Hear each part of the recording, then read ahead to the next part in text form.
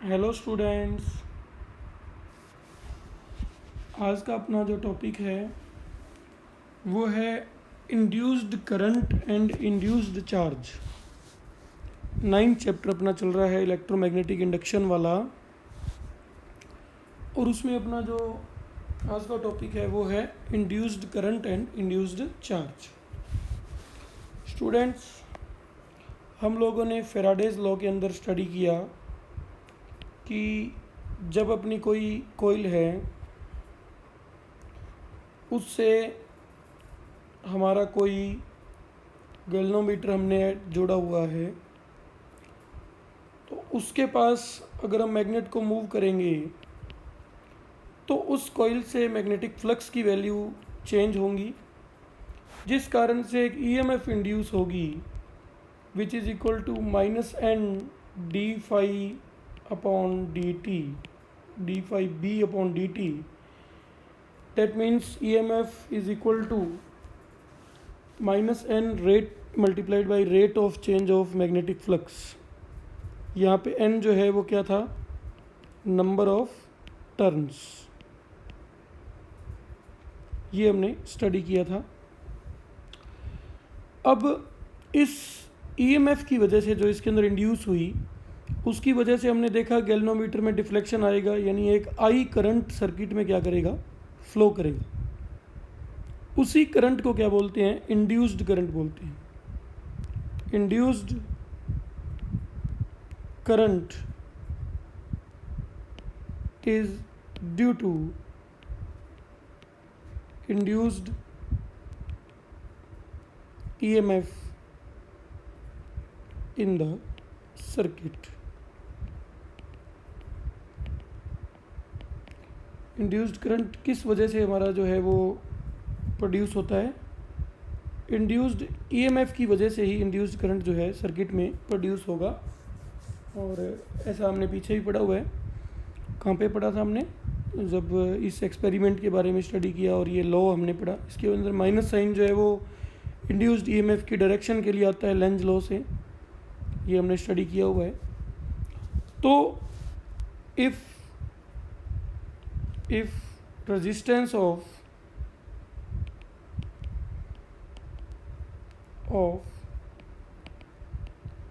circuit of coil is R, then I will be equal to E by R। यानी इस induced current के लिए भी हमारा ओम्स लॉ के अकॉर्डिंग जो आई की वैल्यू आएगी वो आएगी potential difference divided by R. और पोटेंशियल डिफरेंस सर्किट में कितना होता है, आई पोटेंशियल डिफरेंस होता है। और आर यहाँ पे क्या है, resistance of circuit of coil. That means जो ये सर्किट हमने ड्रॉ किया है कॉइल का, जिसमें गैल्वेनोमीटर भी है और अपना जिसमें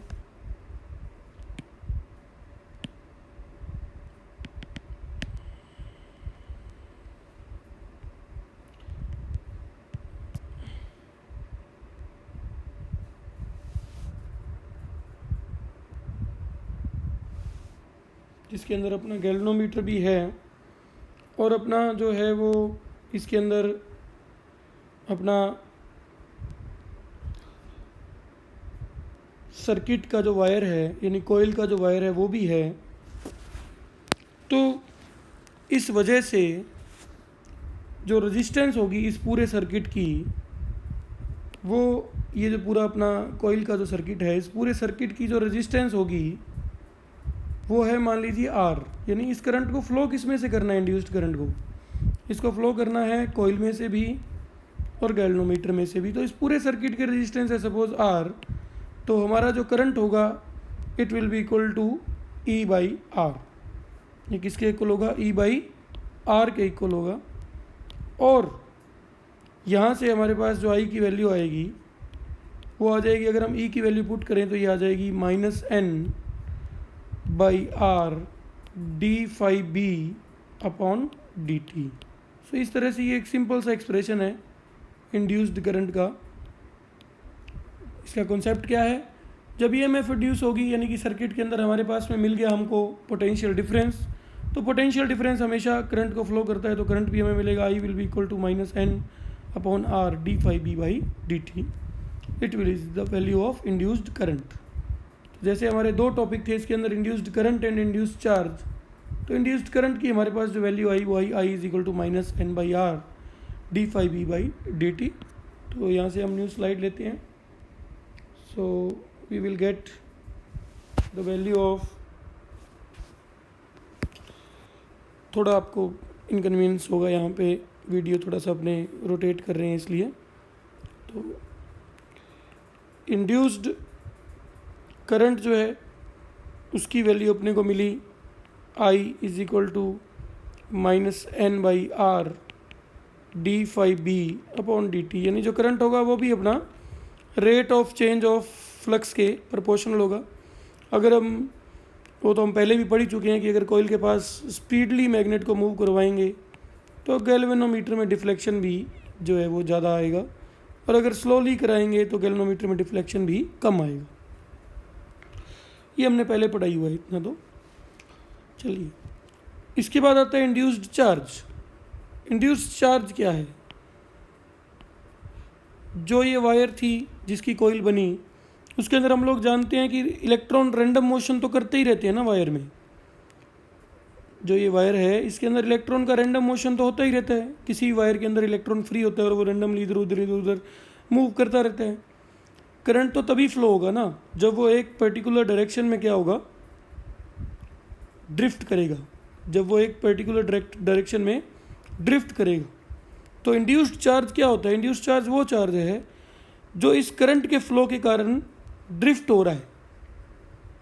मान लीजिए इसका ये वाली साइड बन गई पॉजिटिव, ये बन गई नेगेटिव, तो हमारा जो चार्ज है, जो इलेक्ट्रॉन्स होंगे वो माइनस से प्लस की ओर ड्रिफ्ट हो रहे होंगे, और जितना चार्ज वो ड्रिफ्ट हो रहा है वो किस वजह से हो रहा है?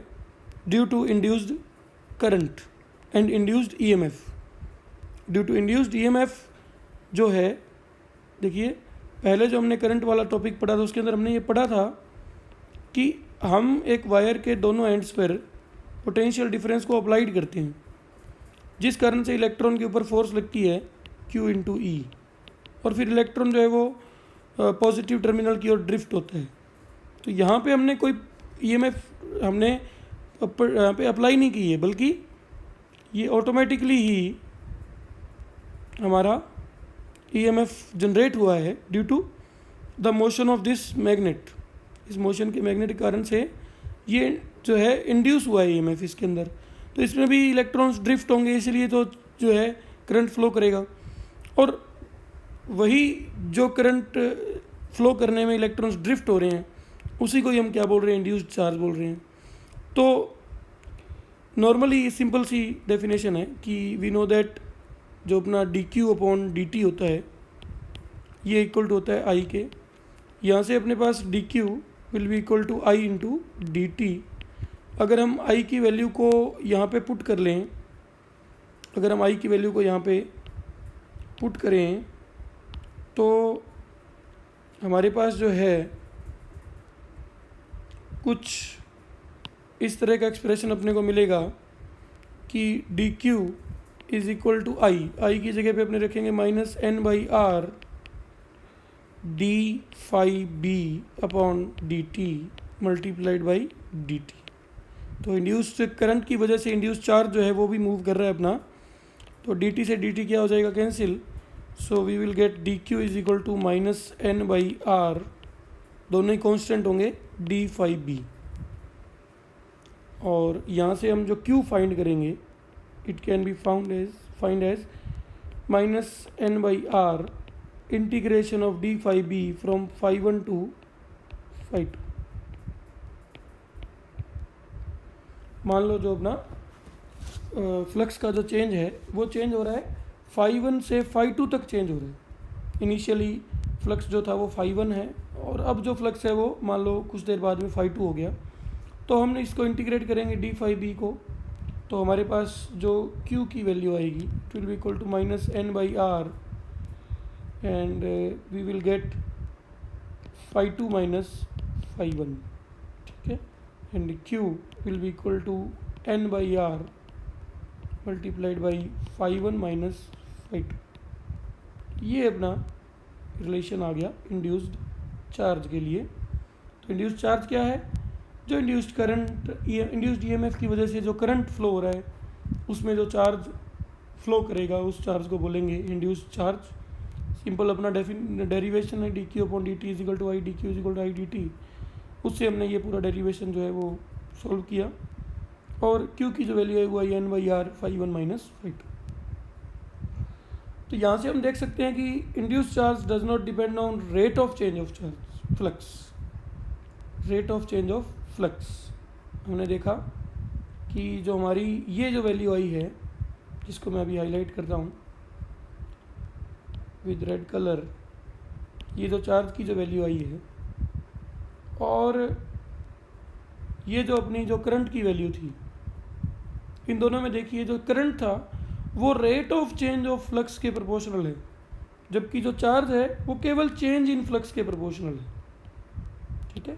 तो यहाँ से एक छोटा क्वेश्चन उठता है कि prove that charge does not depend on rate of change of flux but it depends on change of flux. तो जो इंड्यूस्ड चार्ज होता है वो किस पे डिपेंड करते हैं? Only change of flux. यहाँ पे रेट नहीं है, देखो डी टी यहाँ पे नहीं आ रहा या टी नहीं आ रहा, जबकि ये जो हमारा है जो एक्सप्रेशन आई का है, जिसको मैं अब अंडरलाइन कर रहा हूँ, हाईलाइट कर रहा हूँ, उस आई के एक्सप्रेशन में जो हमारा करंट की वैल्यू है वो rate of change of flux के इक्वल है। ओके, तो ये अपना एक्सप्रेशन है दोनों। अब अपने करते हैं नया topic, and that is Fleming's right hand rule. Fleming's, थोड़ा ये इसको चेंज कर लेंगे।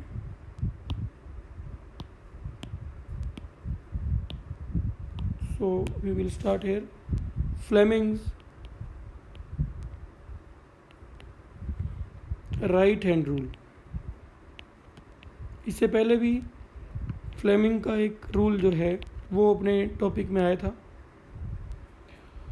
उस रूल में वो रूल जो था वो फोर्स के लिए था, वो रूल फोर्स के लिए था। किसके लिए था? लेफ्ट हैंड रूल था, force on A current carrying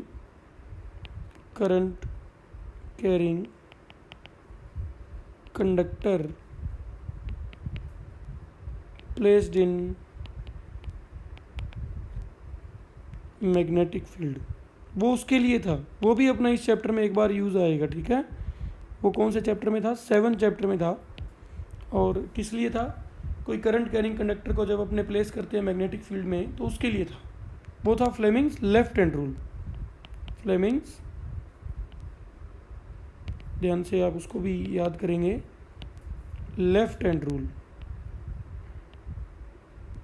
जबकि इस टॉपिक में अपने करेंगे Fleming's right hand rule. Okay, Fleming's left hand rule, और ये जो टॉपिक है अपना ये क्या है? Fleming's right hand rule. तो हमने बच्चों पढ़ा था कि जैसे अपनी ये रोड थी जो कल हमने टॉपिक किया था, तो इस रोड में क्या है कि जो अपना मैग्नेटिक फील्ड है वो यूनिफॉर्म था, और रोड को मूव करवाया था हमने v स्पीड से। तो इसके अंदर चार्ज जो है वो इस तरह से मूव किया था, पॉजिटिव चार्ज, यानी पहले करंट फ्लो हुआ था और बाद में चार्ज एक्यूमुलेट हुआ था। पहले पॉजिटिव चार्ज इस डायरेक्शन में हमने पढ़ा था फ्लो हुआ था, from we have write it as Q to P, शायद इसी तरह से था कल। Q से P की ओर जो चार्ज था वो फ्लो किया था, यानी करंट पहले पास हो रहा था और हमारी जो EMF थी वो बाद में जो इसके अंदर जनरेट हो रही थी, यानी बाद में चार्ज का एक्यूमुलेशन दोनों एंड्स पे, इस एंड पे और इस एंड पे एक्यूमुलेशन चार्ज का हो रहा था। तो जो इस तरह की जो सिचुएशन है जहाँ पे हमको कोई रोड मूव कर रही है, कोई कंडक्टर वायर कोई मूव कर रही है मैग्नेटिक फील्ड में, उसमें हम लोग करंट की direction to find the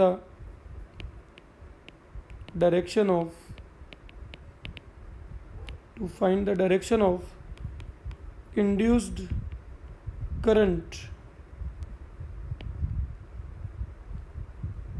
in a conductor we use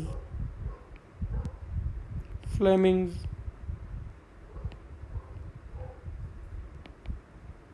right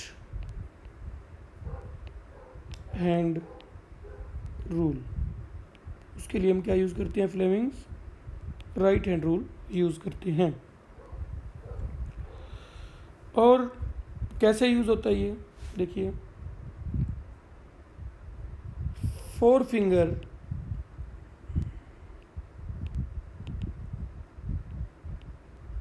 जो है इसके अनुसार जो अपनी 4 फिंगर होगी उसको यूज़ किया जाता है उस points towards the magnetic field. तो लेफ्ट हैंड रूल में भी 4 फिंगर जो थी वो मैग्नेटिक फील्ड की डायरेक्शन को पॉइंट करती थी, और यहाँ पे भी 4 फिंगर मैग्नेटिक फील्ड की डायरेक्शन को पॉइंट करती है। ठीक है, 4 फिंगर मैग्नेटिक फील्ड की डायरेक्शन को पॉइंट करती है। सबसे पहला काम जो होगा वो होगा कि राइट हैंड को की जो फिंगर्स हैं, यानी 2 फिंगर, 4 फिंगर, मिडल फिंगर और थंब, तीनों को आपस में म्यूचुअली परपेंडिकुलर स्ट्रेच करना है। तीनों को आपस में म्यूचुअली परपेंडिकुलर जो है वो स्ट्रेच करना है। और जो 4 फिंगर होगी अपनी वो पॉइंट करेगी, उसको अपने को रखना है किसकी डायरेक्शन में पॉइंट करवाना है? उसको अपने को रखना है मैग्नेटिक फील्ड की डायरेक्शन में। ओके, उसके बाद thumb will point towards motion of conductor. जो थंब होगा वो किस तरफ होगा? कंडक्टर का मोशन किस तरफ हो रहा है उस डायरेक्शन में हमको किसको रखना है? थंब को रखना है। ठीक है, कंडक्टर का मोशन किस डायरेक्शन में होगा उस डायरेक्शन में हमको क्या रखना है? थंब को रखना है। Then middle finger will give the direction of induced current. Middle finger किसकी डायरेक्शन में होगी? इंड्यूस्ड करंट की डायरेक्शन के अंदर आएगी। तो फिर से बता दूं, तीनों जो राइट हैंड की फिंगर्स हैं अपनी कौन कौन सी? एक 4 फिंगर, मिडिल फिंगर और तीसरा अपना जो थंब है। इन तीनों को क्या करना है कि म्यूचुअली परपेंडिकुलर डायरेक्शंस के अंदर पॉइंट करना है। तीनों को म्यूचुअली परपेंडिकुलर डायरेक्शन के अंदर पॉइंट करना है। 4 फिंगर राइट हैंड की है, ठीक है, राइट हैंड का ध्यान रखना है। 4 फिंगर पॉइंट करती है मैग्नेटिक फील्ड की डायरेक्शन को, थंब पॉइंट करेगा किस डायरेक्शन में मोशन हो रहा है, और मिडल फिंगर पॉइंट करेगी हमारी करंट की डायरेक्शन को। कौन से करंट की डायरेक्शन को? इंड्यूस्ड करंट की डायरेक्शन को। तो हम लोग देखेंगे यहाँ पे कि इस अपना जो ये जो कल हमने जो पढ़ा था इसके अंदर अगर हम ये रूल सेम यूज़ करें तो हमें जो 4 फिंगर है वो हमें प्लेन ऑफ द पेपर के आउटसाइड लेनी है। आप साथ साथ करके देखेंगे तो हो जाएगा। थंब जो है आपको वेलोसिटी की डायरेक्शन में लेनी है जिस डायरेक्शन हमने रोड को मूव करवाया था। तो मिडिल फिंगर भी हमारी Q से P की ओर पॉइंट करेगी। राइट हैंड यूज़ करना है सभी को, साथ साथ करके देखेंगे तो 4 finger plane of the paper के आउटसाइड रखनी है अपने को इस केस में। थंब जो है वो स्पीड ऑफ रोड की डायरेक्शन में अपने को लेके जाना है जिस डायरेक्शन अपने मूव करवा रहे थे। तो मिडिल फिंगर अपनी जो है वो Q से P की ओर आएगी राइट हैंड की। दैट मीन्स करंट की जो डायरेक्शन आएगी वो कहाँ से कहाँ आएगी इस केस में? Q से P। ऐसा ही हमने कल कॉन्सेप्ट में भी पढ़ा था कि पॉजिटिव चार्ज अपना इस तरफ मूव करता है और उस वजह से ही यहाँ पे पॉजिटिव चार्ज एक्यूमुलेट होता है। मैं फिर से बता दूँ, इसके अंदर थोड़ा कॉन्सेप्ट इस तरह से था कि भाई हमारा जो चार्ज है वो पहले मूव करेगा। ये जो चार्ज है ये पहले मूव करेगा और इन जो ईएमएफ है वो बाद में जनरेट होगी। यानी जो अपना चार्ज का एक्यूमुलेशन होने की वजह से जो पोटेंशियल डिफरेंस जनरेट होगा वो बाद में होगा। तो ये कुछ इस तरह का कॉन्सेप्ट था, कल हमने पढ़ा था इसके अंदर, जिसके अंदर चार्ज पहले मूव करता है और फिर उसके बाद में वहाँ पे एक्यूमुलेशन होने की वजह से दोनों पॉइंट्स के बीच में जो पी और क्यू पॉइंट है उनके बीच में पोटेंशियल डिफरेंस जो है वो जनरेट होता है। तो इस तरह से ये अपने 2 टॉपिक आज हम लोगों ने किए।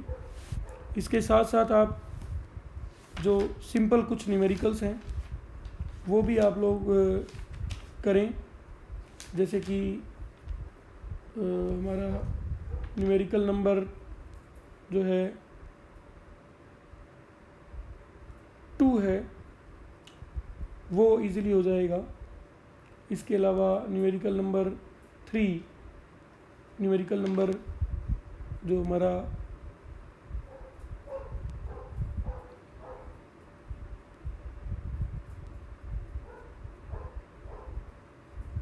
तो कुछ इस तरह से 2 और 3 अपने कर सकते हैं। तो न्यूमेरिकल नंबर 2 जो है वो मैं आप लोगों को करवा देता हूँ, आप बुक ओपन कर लीजिए और न्यूमेरिकल नंबर 2 जो है वो उससे थोड़ा आपको आइडिया हो जाएगा। ठीक है, तो जो अपना न्यूमेरिकल नंबर 2 है उसमें गिवन है अपने पास कि एक अपने पास कोई कोइल है, एक कोई कोइल है अपने पास, उस कोइल में टोटल जो है वो 50 टर्न्स हैं। तो नंबर ऑफ टर्न्स जो हैं वो कितनी दी हुई हैं, 50 दी गई हैं। और जो फ्लक्स है उसकी वैल्यू अपने को गिवन है phi B is equal to 0.02 cos 100 pi t weber, weber को WB से लिखते हैं। अपने को क्या है, मैक्सिमम EMF फाइंड करनी है सबसे पहले। तो EMF जो है वो क्या हो जाएगी, -N/d∅B/dt। तो पहला जो पॉइंट है EMF फाइंड करनी है, तो E will be equal to -N-50 into d∅B d/dt of this whole expression.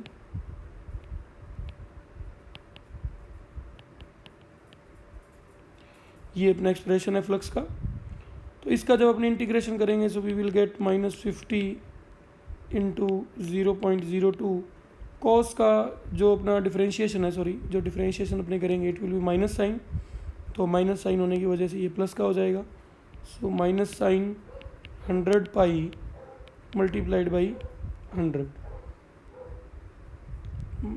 पाई, ये अपनी वैल्यू आएगी। देखिए साइन 100 पाई टी इस तरह से आएगी। चेन रूल से जब अपने करेंगे इसको, तो पहले तो करेंगे कॉस का, कॉस 100 पाई टी का जो है वो क्या आएगा, साइन 100 पाई टी, और फिर 100 पाई टी का करेंगे तो वो आएगा 100 इंटू पाई, और ये जो वैल्यू है ये प्लस की हो जाएगी माइनस, क्योंकि कॉस का जो डिफरेंशिएशन है वो होता है माइनस साइन, उस वजह से। तो अब अपने इसको इजीली आप लोग सॉल्व कर सकते हैं। 0.02 into 100 pi multiplied by sign 100 pi T, कुछ इस तरह से वैल्यू आएगी। और EMF की मैक्सिमम वैल्यू फाइंड करनी है, तो वो कब आएगी, जब t जो है, देखिए इस केस में वो कब आएगी, व्हेन साइन, ये जो पूरा जो कॉन्सेप्ट है, ये जो पूरा जो अपना एक्सप्रेशन है साइन 100 पाई टी वाला, वो अपना पूरा जब है वो क्या हो जाएगा, ये जो पूरा एक्सप्रेशन है ये जब पूरा अपना 1 हो जाएगा तो मैक्सिमम आएगी वैल्यू। तो इसका मतलब जो मैक्सिमम वैल्यू होगी वो किसके इक्वल होगी, अपने इसके पूरे के इक्वल होगी। तो हम लोग कैसे लिख सकते हैं इसको,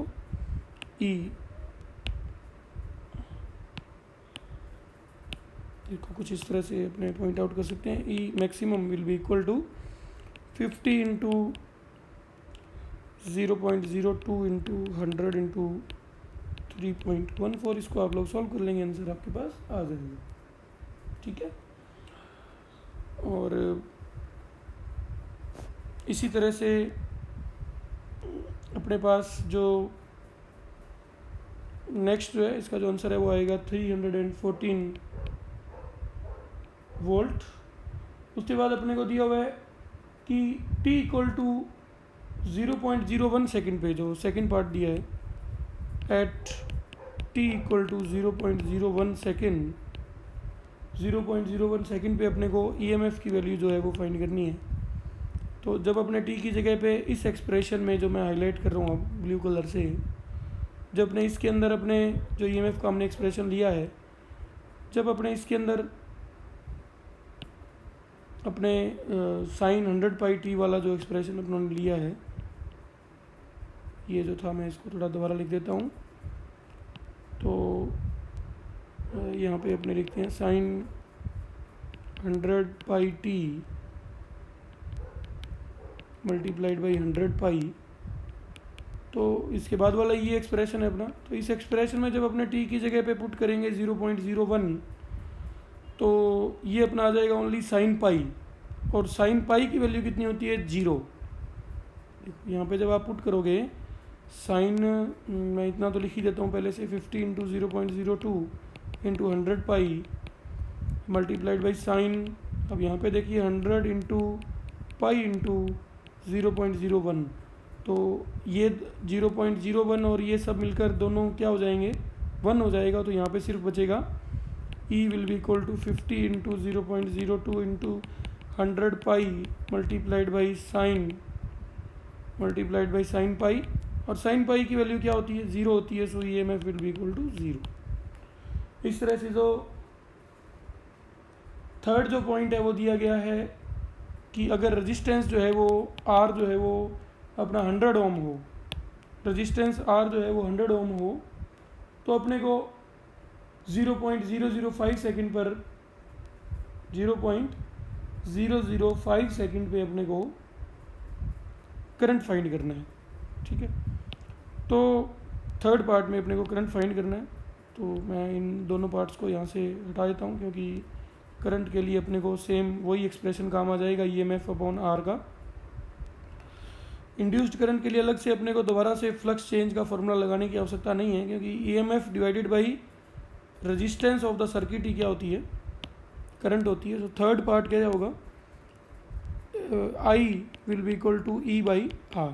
देखिए ध्यान से, जो एक्सटर्नल रेजिस्टेंस जो पूरा दिया गया है वो दिया गया अपने को 100 ohm. So we will get I from this expression, this will be equal to 50 into 0.02 divided by 100 multiplied by 100 pi. इतना तो सब सही है, और उसके बाद ये मल्टीप्लाई हो रहा है साइन 100 पाई, और जो टाइम की वैल्यू गिवन है वो अपने गिवन है 0.005 ये अपने को गिवन है 0.005 सेकेंड अपने को टाइम गिवन है। तो मैंने टाइम की जगह ये पुट कर दिया, बाकी तो कांस्टेंट्स ही थे। तो 100 से 100 अपना कैंसिल हो जाएगा। So we will get I is equal to, यहाँ से अपने पास जो वैल्यू आएगी वो आएगी, इसके नीचे ये भी एक 100 आएगा, और उसके बाद इस 100 से अपना ये एक 50 का ये कैंसिल हो गया, 10 जो है वो एक 1, सिर्फ ये 1 बचेगा एक ओनली।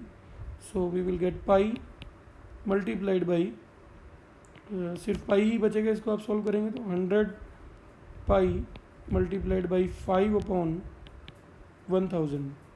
ठीक है, 1000 से अपना ये जो है वो कैंसिल हो जाएगा। सो पाई बाई 2, अल्टीमेटली अपने पास बचेगा I is equal to pi multiplied by sine pi by 2।